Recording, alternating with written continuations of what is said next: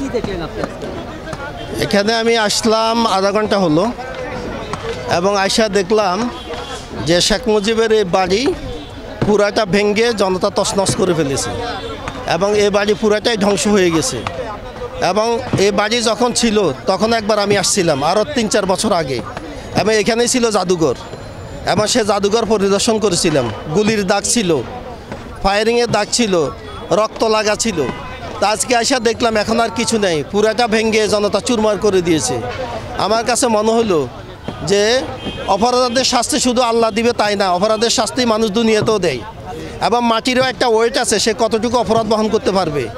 কেউ যদি মানুষের অধিকার নিয়ে খেলে, মানুষের উপর অত্যাচার করে, নির্যাতন করে এবং মানুষকে গুম এবং খুন করে এবং গণতন্ত্রকে হরণ করে, ভোটাধিকারকে হরণ করে, দিনের ভোটে যদি রাত্রে নেয়, এভাবে যারা মানুষকে নিয়ে খেলবে এবং মানুষও তাদেরকে নিয়ে খেলবে, এটা হচ্ছে তার প্রমাণ এবং বাস্তব প্রমাণ এখানে দেখলাম যে আজকে এই বাড়িকে মাটির সাথে মিশিয়ে দিয়েছে বাঙালি জাতি।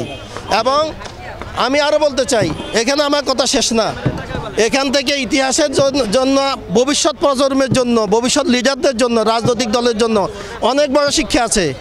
আমরা কাউকে ছাড়ব না, যারা আমাদের উপর অত্যাচার করবে, নির্যাতন করবে, আমাদের অধিকার হরণ করবে, গণতন্ত্রকে হরণ করবে, দিনের ভোটকে রাতে নেবে, ভবিষ্যতে তাদেরকে সতর্ক থাকতে হবে যে এইভাবে তাদের ঘর বাড়ি, তাদের অর্থ সম্পদ, তাদের আত্মীয় স্বজন কেউ এদেশে থাকতে পারবে না, তাদের সম্পদ থাকতে পারবে না, সব কিছু এদেশের মানুষ লুট করে নিয়ে যাবে এবং মাটির সাথে মিশিয়ে দিবে এবং ইতিহাস কথা বলবে।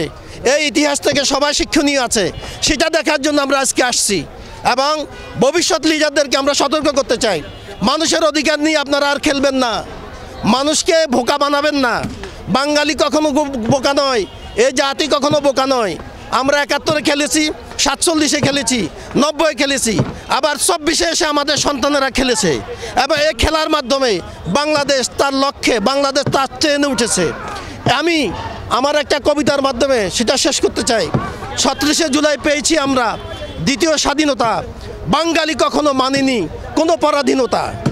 ১৬ই ডিসেম্বর পেয়েছি আমি, ১৬ই ডিসেম্বর পেয়েছিলাম আমরা একটা স্বাধীনতা, বাকি পাকিস্তানি হানাদারদের সেদিন কবর রচিত হয়েছিল।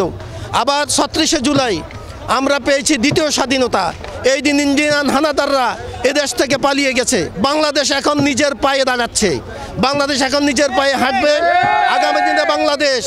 আগামী দিনের বাংলাদেশ হবে গণমানুষের বাংলাদেশ, আগামী দিনের বাংলাদেশ হবে এদেশের সাধারণ মানুষের বাংলাদেশ। ধন্যবাদ আপনাদের সবাইকে।